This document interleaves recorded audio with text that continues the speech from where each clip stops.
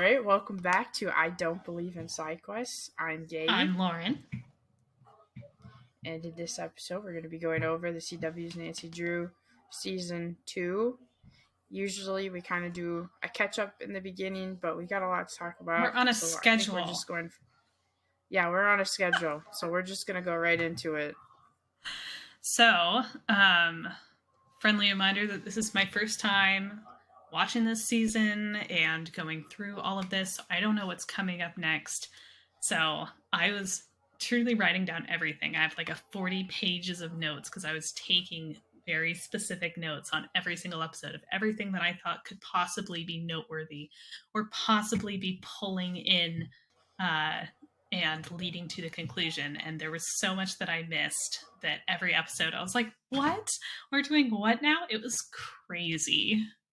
This season was so much fun.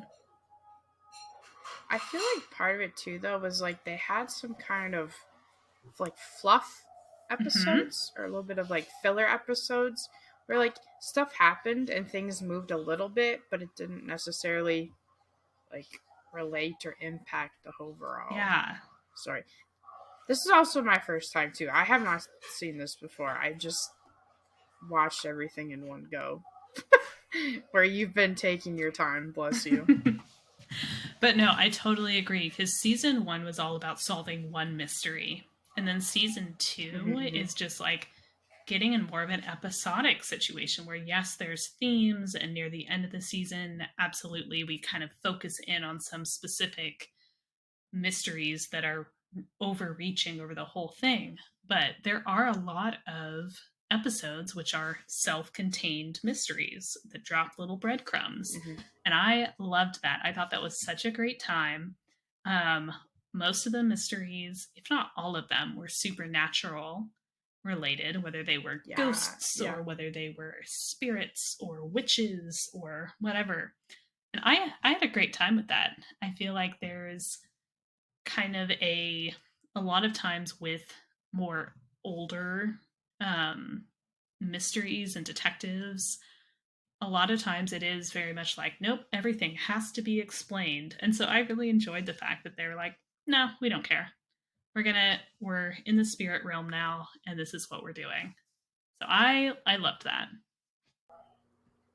I loved it too.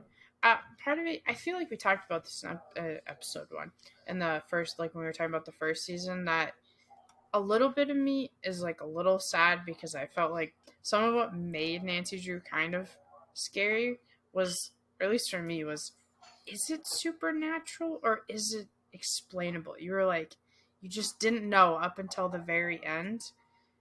And I felt like they kind of lost that, but that it was okay they did because they made it their own. And like, we just full sent it to supernatural, you know what I mean? Like season 2, they just said we're full on going. Season 1, you're like, I don't know, kind of until the end, but we full sent, and I think that's like what made it great. At the end of season 1, it was a human. That's like true. Gleica was there, so the supernatural element was there, but the killer was a human doing a poison.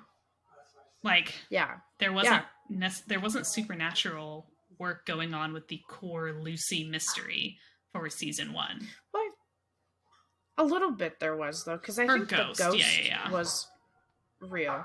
Yeah, but the murder that happened, like her death and then the woman's death, what's her name? Everett's wife. Oh, why am I Cecilia? No, that's his mom. No. You're right. Anyway, not important. The woman who dies and kicks our whole show off, that was a human murderer. Oh, sorry. I'm thinking about... Wait, are you talking about Ryan? Yes, thank you. Everett's his dad. Ryan's wife. That's why I said... Okay, I was like, what are you... No, you're right. It doesn't matter. Her name's not important. Right. She's there for like... a second. Yeah. Anyway, but yes, the murder that was our entire attention, or the majority of our attention, and the reason for why season 1 was what it was was a human committing this crime. And then we go Yes. into season 2. So if you remember at the end of season 1, the Aglaika is back. The Aglaika is coming for all of them. So That's right, because they thought they had got rid of it, right? At the end of season one, they thought they did something to get rid of because they it. had Ryan as Nancy's dad, and they were doing their blood together. And so they were doing this ritual that they thought stopped the Aglaika. And then they found out that the cute Marvin boy wasn't killed, or wasn't killed by the Aglaika. I don't know. The Aglaika ended up not being gone, and so everyone was Yeah. like, oh my gosh, now she's even madder and is coming for us. So we solved the murder, and we solved Lucy Hale's ghost's existence, but now we've got the Yeah. Aglaika here. And so season 2, our entire focus is like stopping the Aglaika and figuring out how to do that. And shockingly, there's a lot of moving pieces that go into this. There was a mirror that was found that was owned by the Hudsons, written by the Women in White. So the Women in White is a group of witches that we run into time after time, that grew up in this town and lived, hundreds of years ago. And so their magic is still kind of bleeding through. They were like the originals, right? They were part of like the original colonists of that Mm-hmm. area. Did we? Okay, sorry.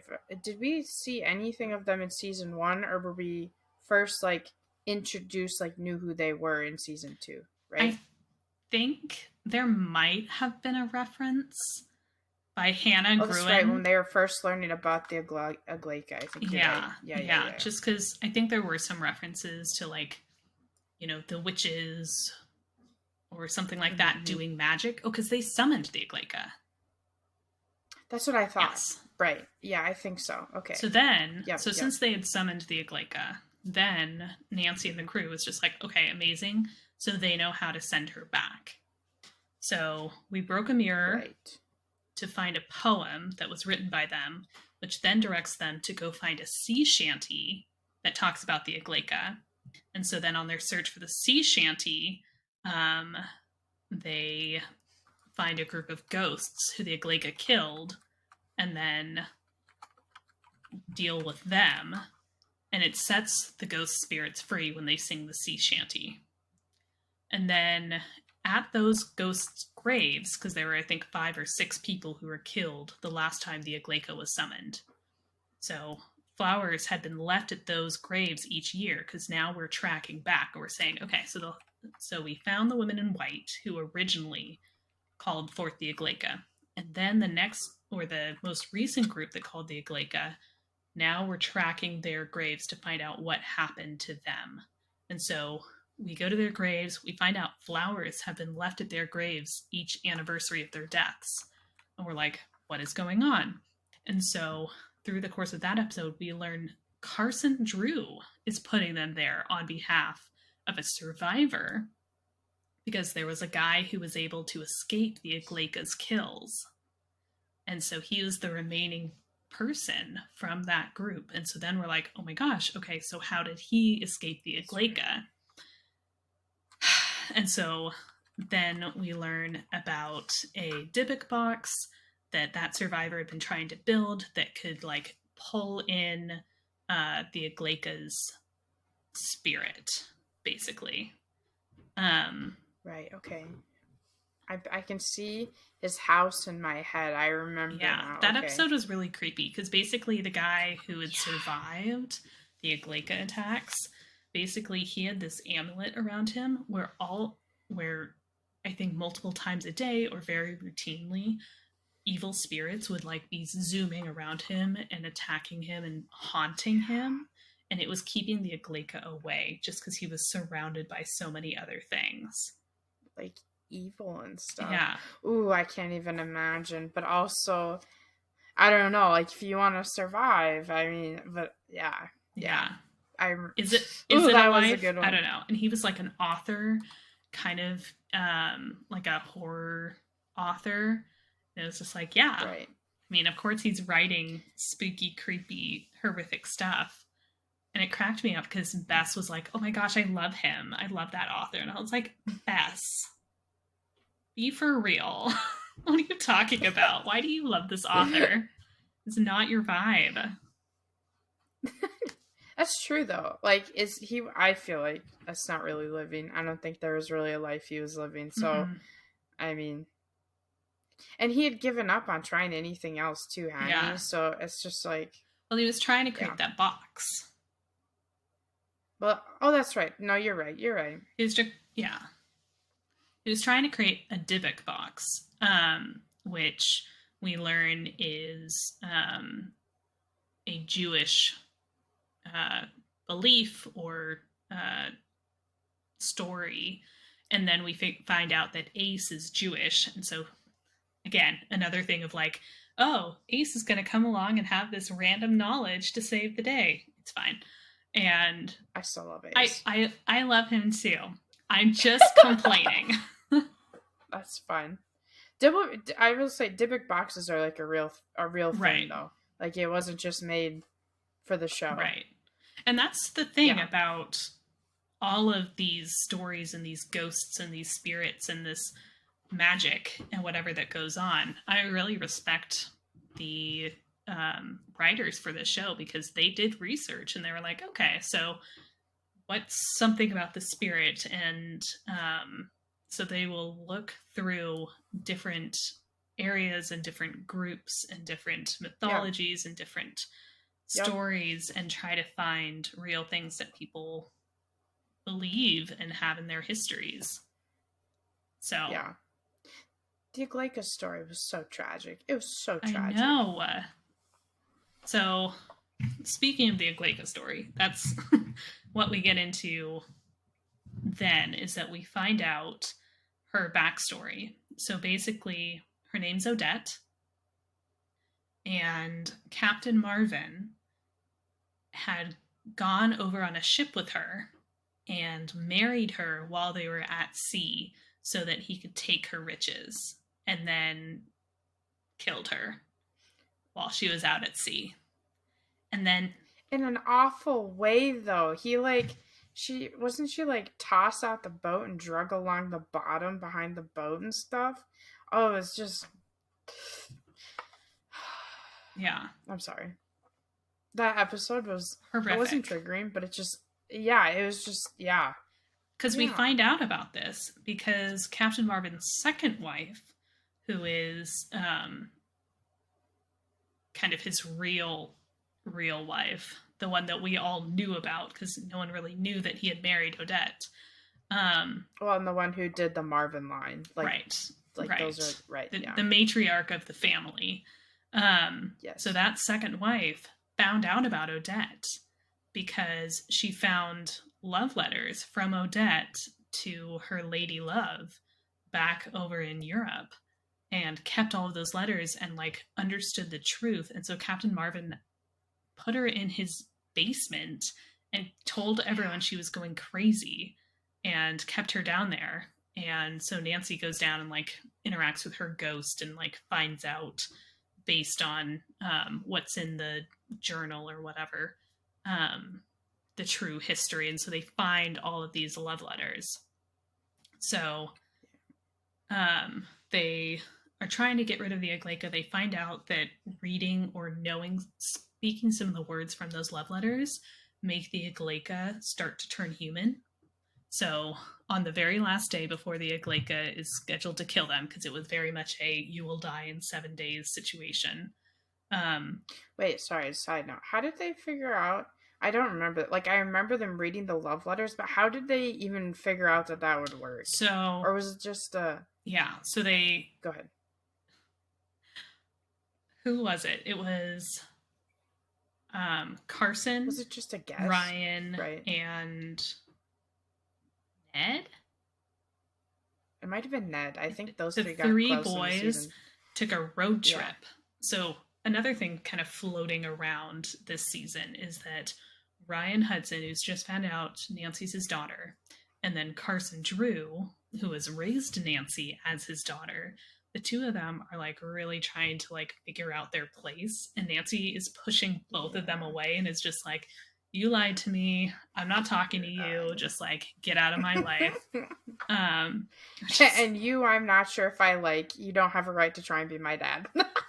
To both of them anyway, and so they both are just literally like devastated. So they both are like, okay, we're gonna go buy this, or we're gonna go try to get this Dybbuk box from this museum. And so they go, and the museum like won't lend it to them, and Ryan's just like pulls out his checkbook and is just like, all right, I'm gonna buy it, or I'm gonna like, I think he buys it, and it's just like perfect. And so he brings it back and he's just like, I just bought this. And then so they have the Dybbuk box and they have it on the beach, and the Aglaika is coming out and they're trying to trap her in the box, and it's not working.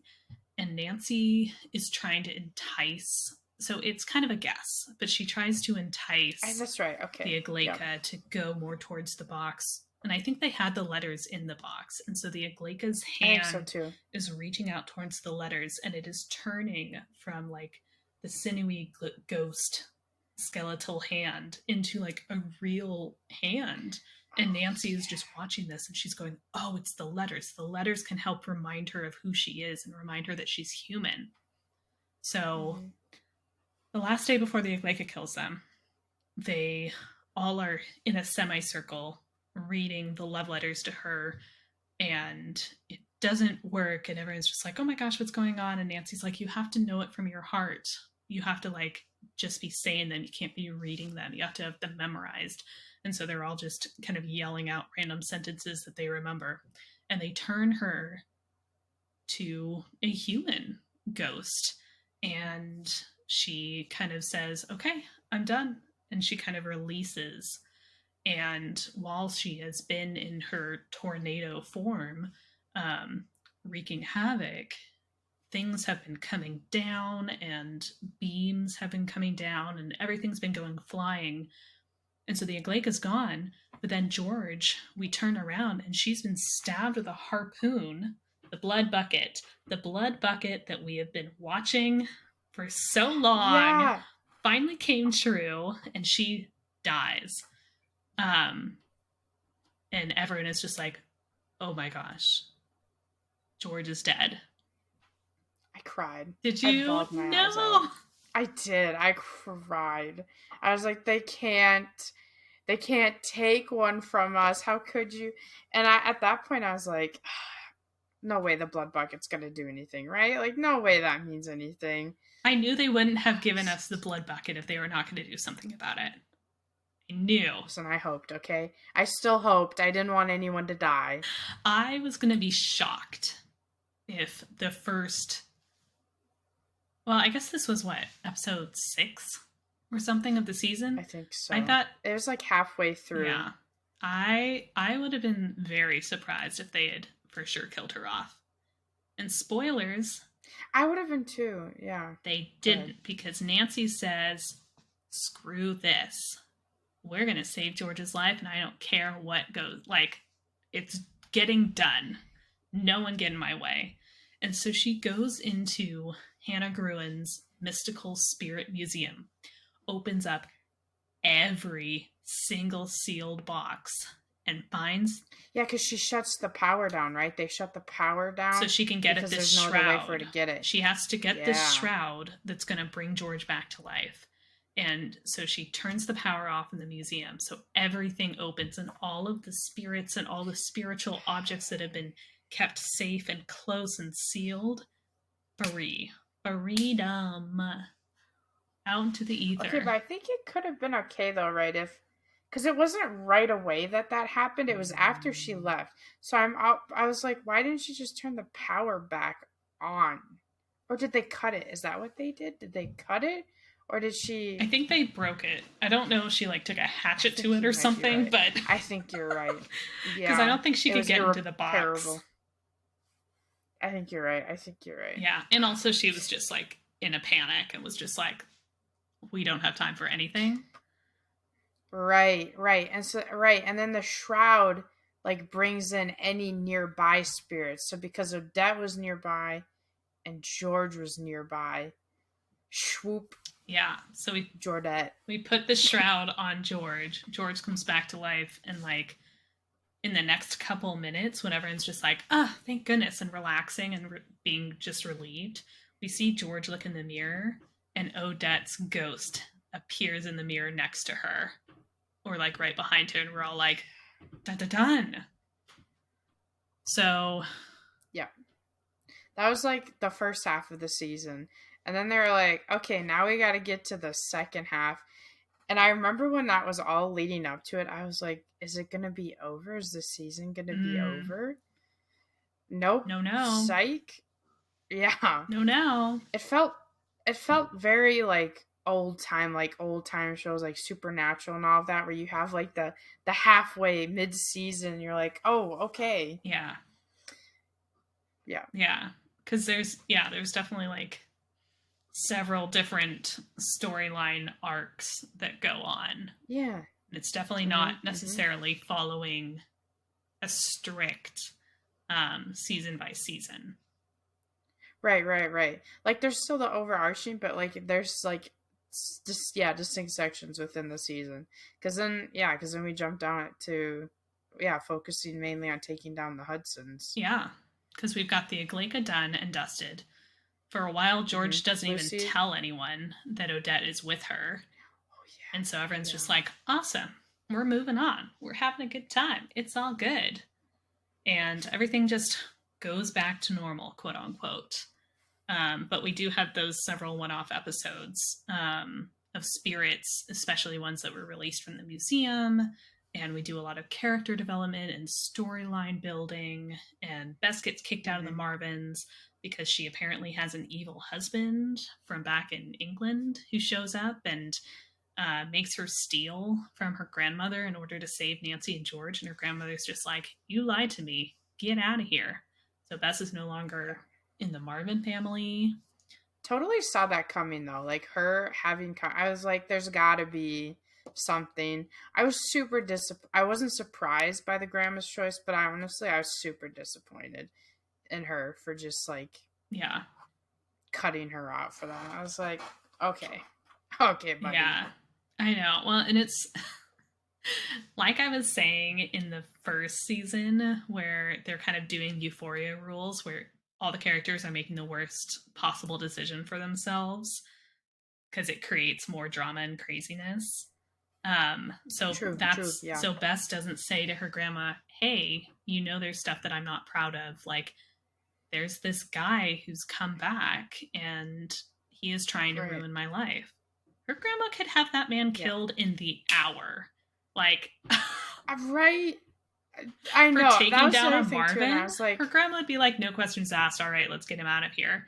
But Bess is like, well, no, instead I'm going to steal a bracelet or a watch from her wrist. What? Yeah, that was an episode where I was just like, okay.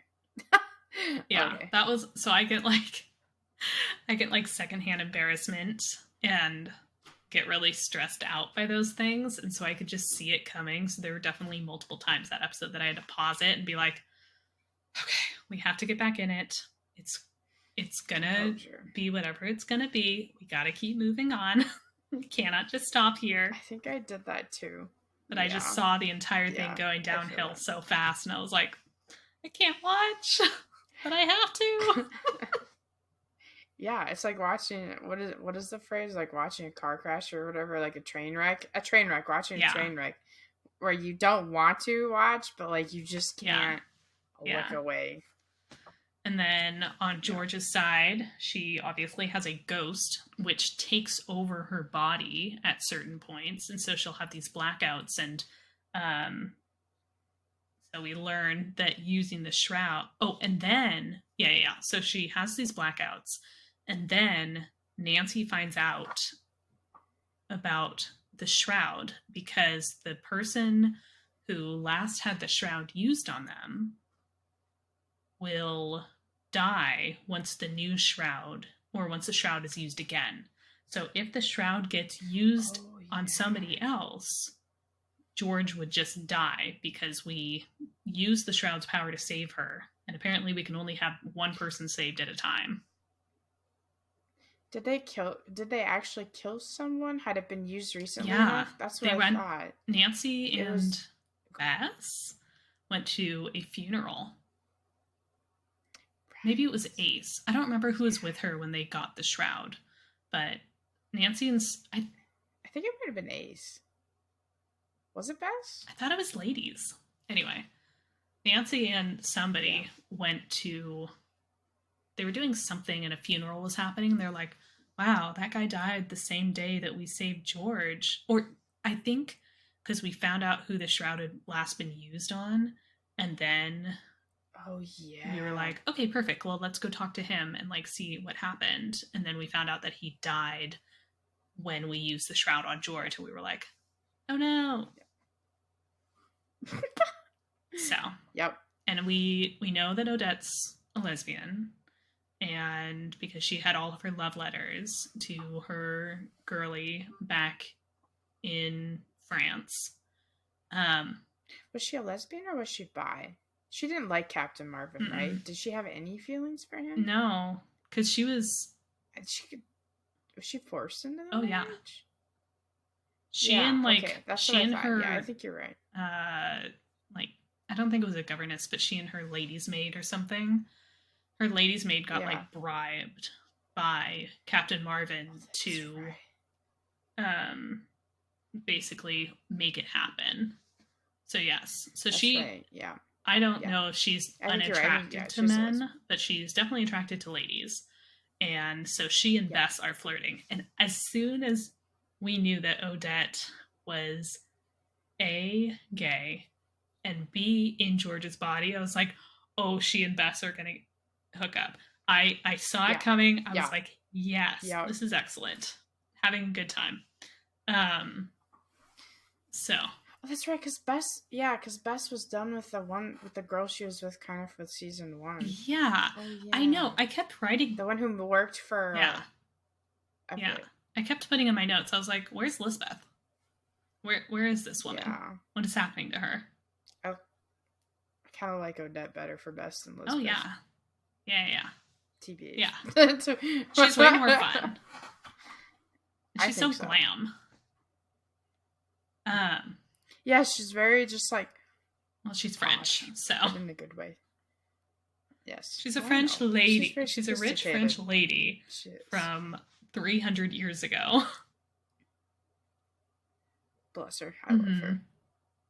Oh, yeah, and then that's right. And George finds out that all of her sisters knew about Odette because she was like helping the one with French and like all this stuff. And I was like, oh, that's wholesome. Because George, she gets these blackouts when Odette just takes over her body. And so she just has no idea what's going on. And so she's trying to like keep the secret from everyone. She doesn't tell Ned. She doesn't tell Nancy. She doesn't tell anybody. But then one of her sisters like references Odette. And she's like, you know who Odette is? And all the sisters and the older sister is just like, yeah, because she's doing this and this and this. Yeah, it's so funny.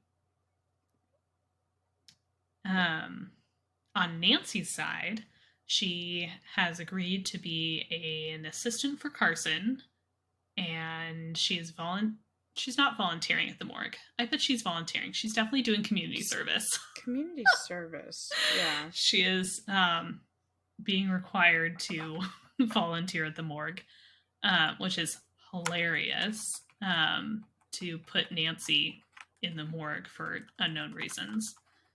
And she's trying to figure out, like, is she going to go back to college now that, her life is kind of starting to get back on track? Because she was planning on going to college and was rocking and rolling before her mom died. And so that just derailed her. And so now she's kind of, starting to be alive again and starting to be happy again. And so her Daddy Carson, is trying to say, hey, have you thought about going back to school or thought about maybe, doing all these pieces to, again, help her get her life back where it possibly should have been, or at least could have been the direction she was going to go before her life was upended. I think we can say her dad for Carson and just call Okay. Ryan Sounds Brian. good. That's emotionally where they're at. I'm chill with that. I think so. Yeah. I agree. Oh, we didn't talk about Ace or his sister. I don't even remember his sister's name. Not Ace. The thief. The thief has a name. I don't remember his name and his sister, because they weren't in season 1. Correct. Right? So yes. So Nancy. Because they were how we helped find the mirror was with them, right? Yeah. So Nancy. Yeah. So episode 1, the gang is going to try to find this mirror, which is at the Hudson's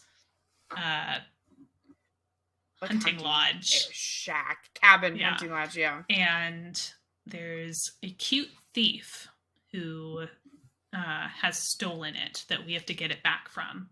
And then we have his sister who works at a hotel's front desk. And so Nancy falls for this thief, and Ace falls for his sister. And so can we give them names? Or are we just gonna call them the thief and sister? You know how I take notes, and I refuse to do names. My bad. My bad. It just feels so sad to be like the thief and his sister. Oh, Bobsies, right? Yes, the Bobsies. Oh, Amanda and Gil. That's Gil what it is. And Amanda. Yep. Gil and Amanda. Everyone worked together to remember that. Yeah. Yes.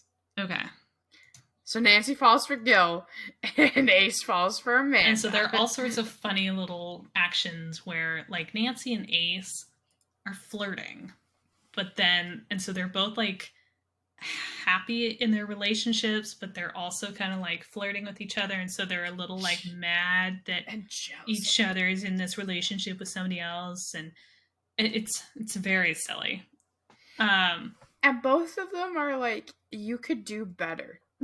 I know. I feel like they're... Which I felt weird about for Amanda. Like, Amanda's fine. Yeah. Gil... She's definitely better than Gil. Gil is hot, but, like, yeah, he's not a good guy. And so I understand why Nancy was just like, ooh la la. And there's this excellent episode where Nancy's, like, infected with this, like, kind of like a love, like, seduction potion thing. And so there's a cute detective that took over for Chief McGinnis. And so between him and Owen? No, Owen was the boyfriend from last episode or last season. Oh, you're right. So the detective and then Gil the thief. So Nancy's trying to choose between the two, and everyone's trying to hold her back and stop her from just mouth kissing anything in sight. And so that's right. It's Detective Tamura. And so she like almost kisses him, and he's definitely like, I don't know how to feel about this. I thought they did kiss. Mm-mm. Oh, they don't. They're really, really close. But then the stuff goes away from her. Yeah, then it goes away. And she's just like, oh my gosh. Okay, never mind. And just walks off. And he's just like, what's happening? And then she ends up hooking up with Gil. But didn't she also have a little bit of some underline of like, do I like Detective? Oh, totally. It's kind of a... There was so much flirting. And I was just like... There was just like so much love interest in season 2, and I was like, they absolutely were like, Nancy and Ned, never gonna happen. We're never gonna see it. All right, everyone, move on. Now let's throw all of these bad boys at Nancy and let her just start making decisions.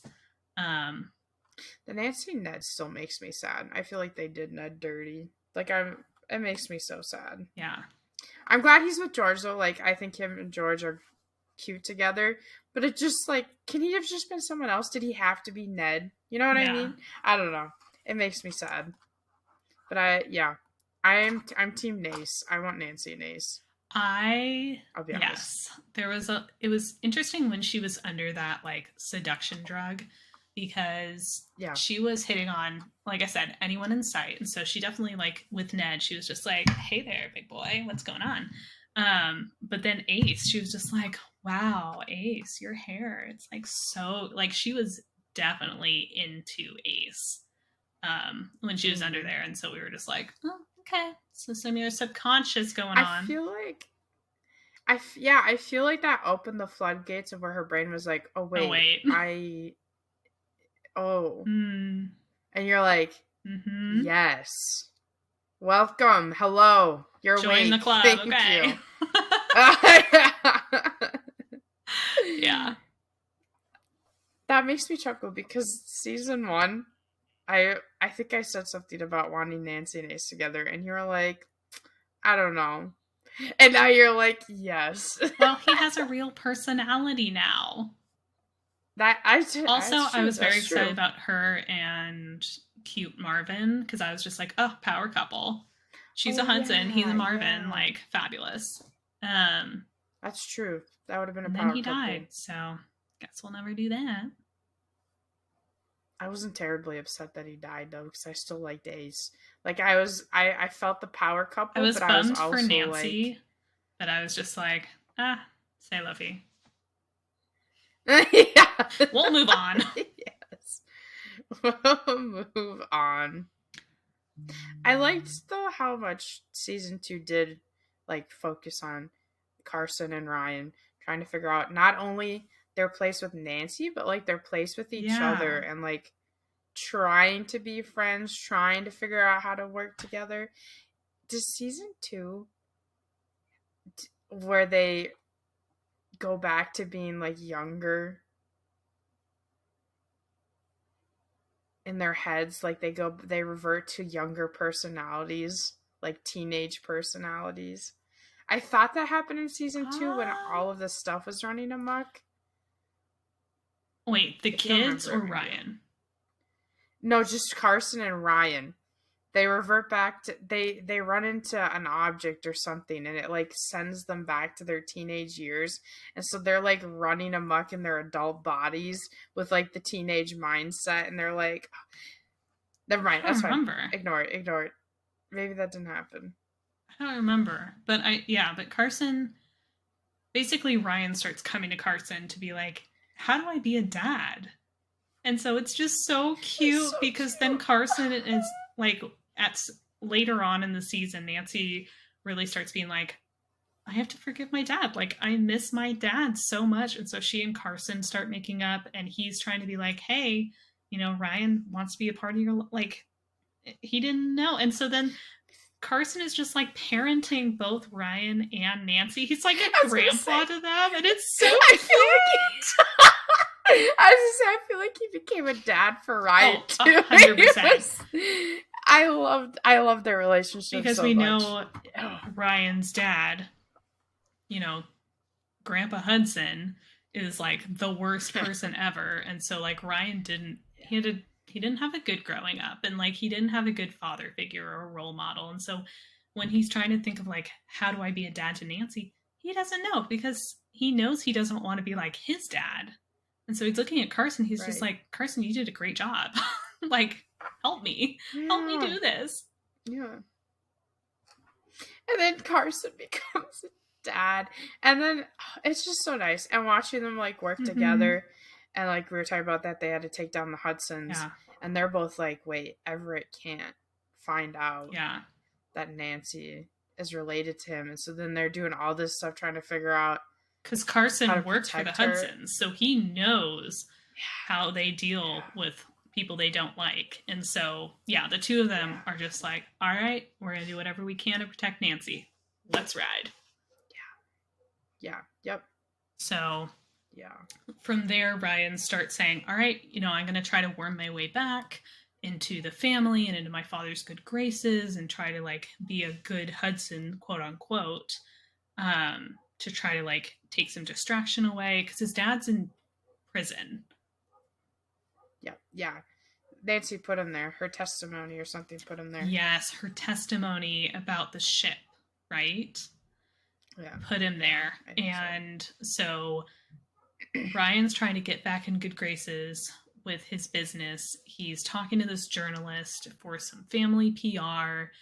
The journalist is a new character that we have met, and she becomes kind of a reoccurring character at this point, and she's a really good investigator.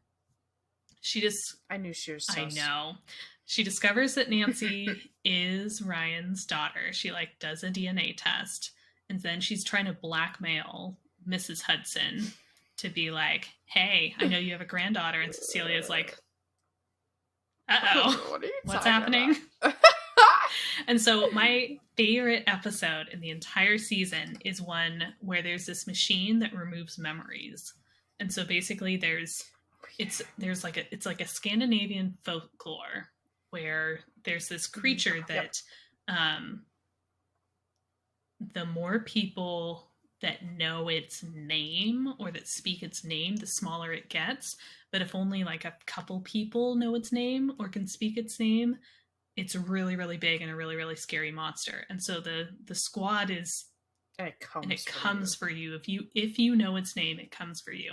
And so the squad has this like a memory machine that sucks out their memories, and so they keep waking up and having to like leave all these notes and all of these diagrams out for themselves to remind themselves of, hey, this is how we tried to defeat it, and then once it almost tried to kill it, we had to forget its name and then start over.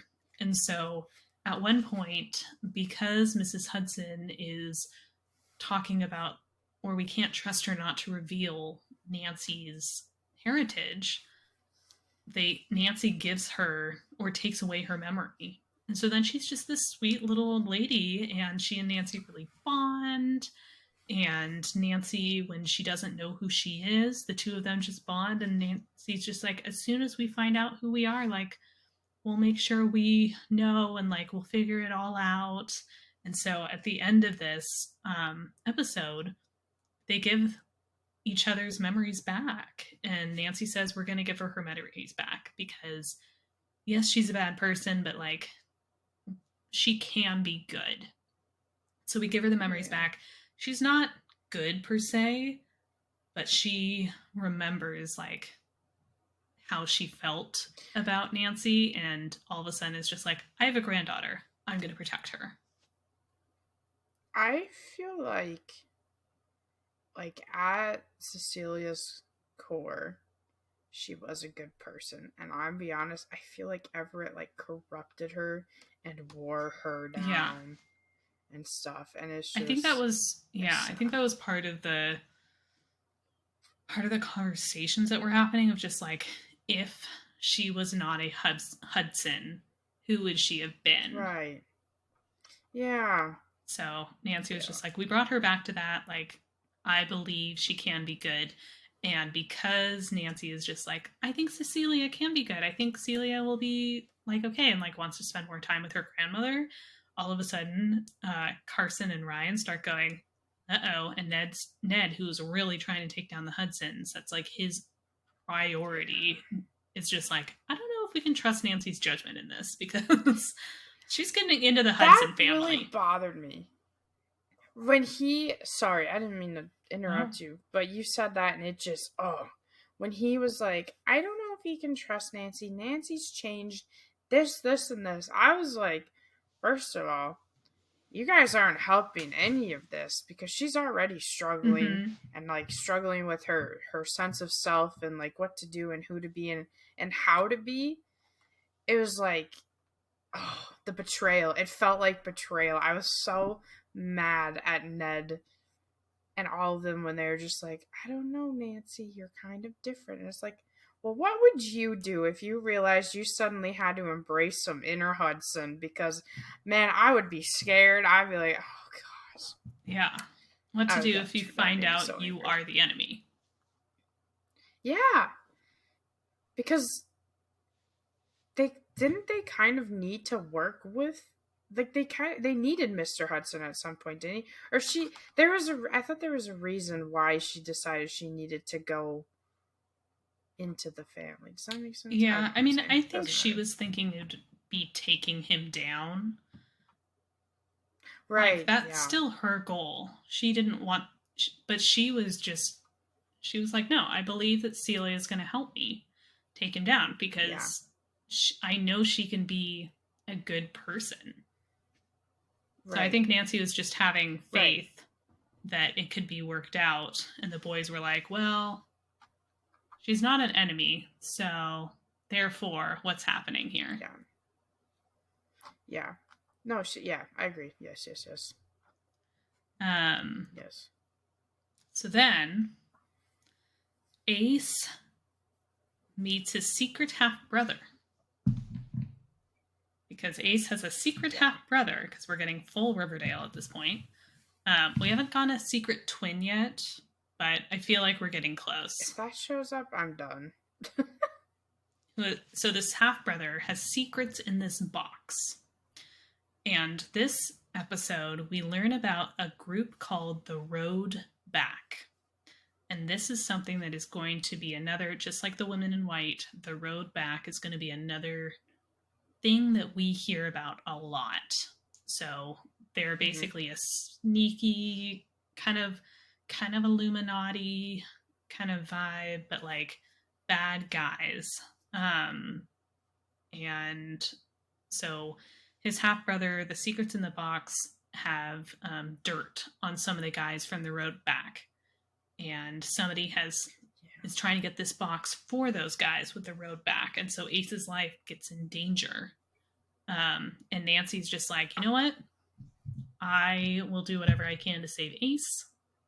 And so she goes to her grandmother and says, help me save Ace and get the box back or whatever. And so basically her grandmother says, perfect, take back your accusations of your grandfather so Mr. Hudson can get out of jail, and I will take care of your problem. And so Nancy, who's just been getting nothing but like accolades this whole season about like, you put him in jail, like you're so brave, I'm so proud of you for doing this testimony, and like you are the reason all this is happening. And then she has to go and retract what she had told them, and it's just like, you know, I think I was like mistaken, I was using emotions, and I don't think he actually is responsible for these murders. And he gets out of jail, and then her the trust that everyone has for her and her reputation tanks. So she saves Ace, but at what cost? Right. This is what I meant. This is what I was thinking about, sorry, when I was talking, was that she wasn't trying to get into their good graces until she had to, you know, like until something happened, and she's like, oh, I need them. That's what, yeah, that's right. Yes. Yeah. So this is, season 2 is very much Nancy being like, awful. My friend's in trouble. I'm going to use whatever resources I can, regardless of the consequences, to save them. She's a little out of control. She's a little out of control. She's doing a lot. She is. So Hudson gets out of jail, and then there's like an out of jail party that they're gonna have, which I'm obsessed with. If you're rich, you better have an out of jail party. Like, have parties for every single reason you could possibly think of. That is the best use of your money. Yes. So Nancy gets invited to this. Mr. Hudson has invited her to this getting out of jail party. And Nancy's just like, okay. And Mrs. Hudson's like very nervous about it. She's very stressed about it because she's just like, I don't trust my husband. Like, I don't know if this is a good idea. But he's saying, well, Nancy, she may have put me in jail, but she recanted her testimony. He doesn't know why, but he's like, you know what? Okay, let's see. Let's see how I can push this and how I can make this work out. So Mrs. Hudson, Celia, is planning on telling everyone at that party. She's planning on telling her husband that Nancy is their granddaughter. And so for the next couple episodes, we're just thinking and we're planning for this big party, knowing that at that party, Nancy is going to be revealed. And so everyone's just stressed. Yeah, revealed as a bad bitch. Yeah, so she'll... Sorry, when she embraces her Hudson, I'm like, whoa, okay, pop off. I know. She's just like, all right, I will become that rich socialite that I was clearly bred to be. Which I love for her. Mm-hmm. The actress is so good for it, too. I mean, I feel like, has just the classic old Hollywood beauty. Kennedy? Like, You go, yeah, like you go be that socialite, sweetie. Mm-hmm. I see it for you. I love it I for know, you. this cast is stunning. Every single person in it is Yes. gorgeous. Yes. It's very And they fit rude. their character. Like they are their character. How the show made it, maybe not canon to what we think the character is, but how the show made it, like they are them. I think they did a phenomenal job. And And I've never seen any of them before either. yeah, You know what I mean? other than So Carson. sorry, go ahead. Yeah. Yeah. Go ahead. What are you gonna say? I was gonna say that I feel like a lot of TV shows do a good job of that. Like season one, they're spent kind of saying, okay, like let's build out, let's play with some things, let's see how your character feels, let's see how you think your character would react on this. And then season two can really rock and roll because they're like, all right, I have a good understanding of what everyone feels and how the characters are existing and how people are embodying the characters and what's going to feel natural and what's going to make sense for the person as well as what their character is up Right. to. I think that's okay. Don't quote me on this. I could be wrong, but I think they did let casts have input on what they thought their character, like how their character would react and stuff to things. And I thought that I get that it just feeling made it feel too. more real. And I think, yeah, Because everything. especially I think especially Nancy, Mm-hmm. that actress. I think, yeah. It's funny because all Sorry. of the characters, and I know we've talked about this before, but like all of the characters have so much like anxiety over all of the secrets that they have that no Yes. matter what decision they make, regardless of if it's good or bad or whatever, it makes sense for who they are. Because you're like, yes, Yeah. Yep. Bess is going to be so paranoid and stressed out and freaked out by her ex husband being there that she is going to revert back to the person that she was that Oh, had tendencies. Yeah. no other way out and just Choice. immediately forgets everything that she's learned and she's gained over time. And she's just like, you know what, Yeah. I just have to do this. I have to do it by myself. And so Yeah. yeah, you can disagree with the decisions because sure, logically they don't make sense, but for the character in that moment, Further. knowing what we know about them, especially Bess's immense shame at her kleptomaniac tendencies, like, sure, Yeah. does it make sense that she doesn't want to be like telling this woman that she has so much respect for and wants so badly to be adored by? She's not going to tell her what's going on. Yeah. And it didn't work out because it didn't work out.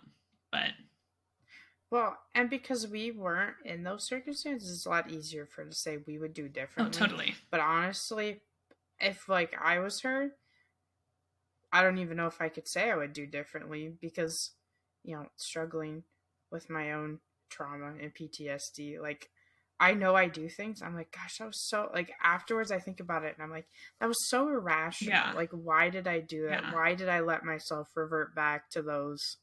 You know what I mean? So yeah, just like Nancy in the car in season 1 when she's yelling at Ryan when she just needs Ryan to come with her because she cannot keep it inside. Like all of her emotions and her stress and everything is just bubbling out and it just lets loose. And then she's just like, no, what did I do? Yeah. Okay, so we're preparing for the party. A meteorite. Yes, so all of the town, the lights and the electricity and everything is acting really weird and it's going haywire. And there's a tech genius who comes to town and is just like, I want that meteorite. And they're like, okay, sure. And so they go on a search for this meteorite to find out its history, and we find that it crashed to Earth a long time ago. It brought lots of wealth to the men who owned it. So we go into this creepy, like almost a castle, kind of a crypt situation. Yeah. And wait, pause for a second. Sorry. Was he is he from a side series or did he get a spin-off after being on Nancy Drew? The tech guy. I I don't know. think he got. Okay, I think then he might have got the spin-off cuz he's like cuz he comes back again in another episode, right? Like he's part of a oh, man, what was his name? Sorry, you keep going while I'll look and I'll get back to Okay. So they're down in the crypt. They're fighting against all of these statues that are coming to life that are protecting the meteorite. We find out that the women in white cursed the meteorite because men were getting super powerful. The men who had it were getting super, super powerful. So they cursed it so that basically whoever was around it would just get a battle lust and would just fight anything that moved. And so almost all of the men died of that group who were holding on to the meteorite. And they had become really big men in town because they were so rich. And they were buying up a lot of land and they were doing a whole bunch of. So they were becoming movers and shakers in the community. The women in white were like, get this out of here. And so almost all of the men died. But there were two who survived and they moved to Chicago for unknown reasons. And they started the road back. So that's kind of our second main piece of information about the road back, other than it's a little spooky, it's a little scary. We don't, we're scared about the people who run it because they're a real sketchy organization. Oh, Tom Swift. Does that sound familiar? Was that his name? Tom Swift sounds good. Yeah, he got. It was a spin-off. I think he got a spin-off. Oh. That's how it was. Like he got his own thing, I think, because he is a billionaire inventor who is thrust into a world of sci-fi conspiracy. Yeah. That's what I thought. Okay, yeah. So he got a spin-off after this because I assume because he was so well liked. I almost wonder if the CW brought him in just to see how he would do before they decided. He was a pretty well fleshed out character with a good amount of backstory going on. Yeah. For a one episode guy. So I figured he would come back or like otherwise be doing things because it felt like he had a lot going on. He only got one season though. That's so sad. Oh. Is it already over? Yeah, it was canceled. Yeah. It just didn't get the support from the CW that it deserved. Oh no. It performed relatively well for a summer show on the network. Oh, that's so sad. That's so tragic. All right. So we are getting close to the main climax of this story because Nancy gets a beautiful dress for the Hudson party from this tech billionaire who they helped get the meteorite for. So then we are at the day of the party. Nancy's trying to meet with Mrs. Hudson the day of the party and is trying to like meet up with her, and she's like not showing up, but Mr. Hudson is, and Mr. Hudson says, hey, my accountant has been telling my secrets to people. He's gone missing. I need you to go find him. Nancy knows that Ned and Ryan were talking to the accountant, and so she's just like, okay, so I have to keep them safe while still doing this job so Hudson trusts me, but keep them safe and don't implicate them. And then they find that the accountant is dead. And so now she's just like, hey guys, what happened? And they don't know anything about it. So they're also trying to solve the murder because the accountant had dirt on Mr. Hudson and so we were trying to find out like where the evidence is. And so the guys are trying to go and Nancy's trying to do it and she's trying to protect them and they're trying to make sure she doesn't report anything back to Hudson, so they're not trusting her. So it's a very big thing. And again, it's the day of the party. And so the reporter is trying to talk to Mrs. Hudson and she doesn't show for that meeting either. But then we see Mrs. Hudson a couple times. So we see Celia a couple times and Nancy's trying to like talk about other things and Celia is just really focused on like oh, we gotta plan for the party and we gotta do these things. And Mr. Hudson said, oh, she's just really focused on party planning. She gets like this. Um, so the accountant, the dirt that the accountant had was a video showing Everett Hudson committing a murder. And everyone's like, amazing. This could send him away. This is video evidence. So Ryan and Nick find out where the accountant thought the video was, and it's back at that hunting lodge that we were at in episode 1. Nancy realizes that Mr. Hudson knew the accountant was going to leak that information. So she's like, oh no, this is a trap.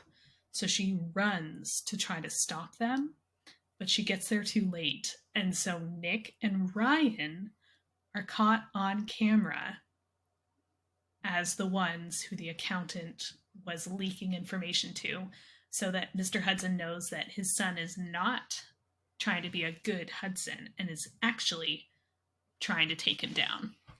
Bum, bum, bum. It was crazy. It was a crazy episode. Like the last... Sorry. Yes. The last episodes in this season were true nail biters.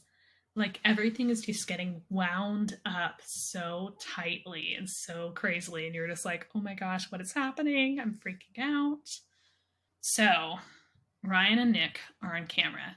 Mr. Hudson is seen watching the tape and now knows his son is trying to take him down. Nancy is running to Celia to try to be like, oh my gosh, Celia, your husband knows that your son is trying to take you down. Like, he's gonna kill him. And Mrs. Hudson is still talking about the party and isn't really making sense and is starting to repeat herself. And Nancy realizes something is wrong. Celia is leading Nancy into a warehouse, into like a cold storage. And Nancy is just walking behind her. They're at a marina. Nancy's walking behind her, just being like, Celia, focus on this. And just knows something is so wrong. And then we see Celia's body and realize that all day we've been talking to a ghost. That's why she hasn't shown up for meetings where other people are there. She didn't show up for the meeting with the reporter. And she met up with Nancy a couple times, but just basically said the same things and wasn't paying attention because that's what was in her brain when she died. And Nancy, I cried for is that. heartbroken. That was so sad. I was so sad. That was so awful. And she died a horrible way, didn't she? Yeah. Didn't she? Yeah. She was like hung up, basically, like a big fish. She was strung up, wasn't she? Yeah. And so Nancy is just on the floor because she's like, my grandmother, who has, been trying to like protect me and care for me, and they've started to really, really bond. And so Nancy is distraught and then furious because she's like, Everett Hudson found out, and he did this, and I'm going to take him down.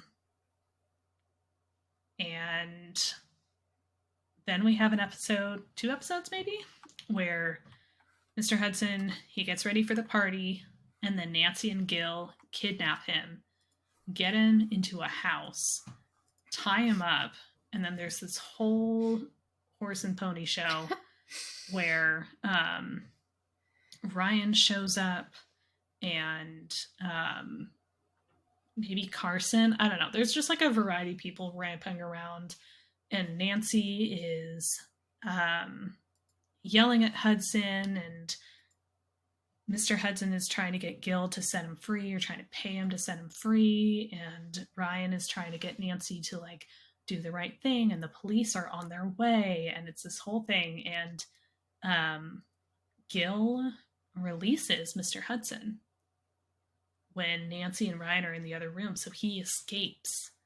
And Nancy and Ryan are so stressed out. They're like, oh my gosh, I can't believe this happened. And so we see Everett Hudson run home, run to a safe, grab out a videotape. And the accountant told us this videotape can never be destroyed. It can get lost, it can get misplaced, it can whatever, and it will always come back. And we've seen previously some other things where it's like something that's very guilt or something ghost related will always come back to you. Yeah. You cannot destroy it. And so there's no way he could have gotten rid of this videotape. But so he pulls this videotape out from a safe and turns around. And Nancy, Ryan, and Detective Tamura walk in the room because Nancy knew that if he was released and he would be on the run, he would go and get that tape so that no one else could have it. So she tricked him by working with Gil and Ryan to trick him into thinking he was escaping. And so they watch the video, and they watch a young Everett Hudson kill his brother in the woods. Very Cain and Abel. And Ryan is just like, my uncle, the one who disappeared when he was a child, and we never knew what happened to him, you killed him? And so Everett goes to jail, goes to prison. Ryan is disinherited, and the last scene we see is Nancy saying she's going to go to the press conference and tell them that she's a Hudson. And so we finally have that moment where we're saying Nancy is stepping into her heritage as the last remaining true heir of the Hudsons. Yep. And that is season 2. But yes, so we'll be back for to talk more about season 2 and talk about characters, character developments, any remaining storylines that have to be wrapped up, and really just finish out our conversations so that we can sometime soon move on to season 3. Yes. Any final thoughts for today?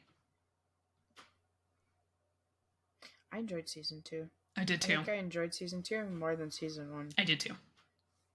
There's so much more drama though in season 2. I feel like it was because there was so much more of a emotional roller coaster, and you're like, it was a lot. It was a lot. It honestly, the thing I love about the Nancy Drews and stuff is like, nowadays I feel like we get seasons that are just like 8 episodes, or a couple episodes, and not a whole lot happens, and you're like, well, that's cool. I miss 20 plus episode seasons where you're like, what? Yeah. It was so good though. It was so good. Even though they had kind of the sections and you were like, wait, we're still in the same season? It all, I feel like, worked together. It all, you know? Yeah. And having the one-off episodes that like weren't necessarily directly related to the overall arc, but still moved the storyline. We were talking about Buffy the Vampire Slayer earlier. It gave me those vibes where you'd have the monster of the week, but you still had stuff relating to the overall story. Yeah, little breadcrumbs, little things that you can maybe not really notice, but kind of give you a vibe or a starting point, or they get referenced later on. Yeah. No, they did a good job. I love that of stuff. Writing out all the different pieces and just sliding them in. So sneaky. Some of them are so sneaky. Yeah, and definitely the Carson Ryan relationship. Just I think that was my favorite part of the whole season. Yeah. Same. So they're so cute. Oh. Yeah. Cool. Oh, well, you can follow us, the podcast itself, on Twitter. We don't have an Instagram. On Twitter, YouTube, all the things. That it's, you know what? I'm not here. I don't know. It's no side quests. I think it's no side quests on everything. Or I don't believe in side quests. Or I don't believe in side quests. You can follow me at nenyaadamas. Well, you do that. I don't want to be here. Just let me out. Just let me out. You follow me at nenyaadamas everywhere. Twitter, YouTube, Instagram, Twitch. You follow Sweetie or Lauren at sweetie_patat on everything. Twitter, Twitter, YouTube, and Twitch, I know for sure. and Twitch. Oh, YouTube now. I have a singular video out on YouTube under sweetie_patat. And it is a 20-minute video of me playing QWOP for the first time. Okay. So, I love that for you. Yeah, it was a good time. I love that for you. One episode is one video is enough to plug your YouTube. Thank you. Thank you. It is. You're welcome. You're welcome. That's all. We'll see you guys in part 2. Bye. Bye.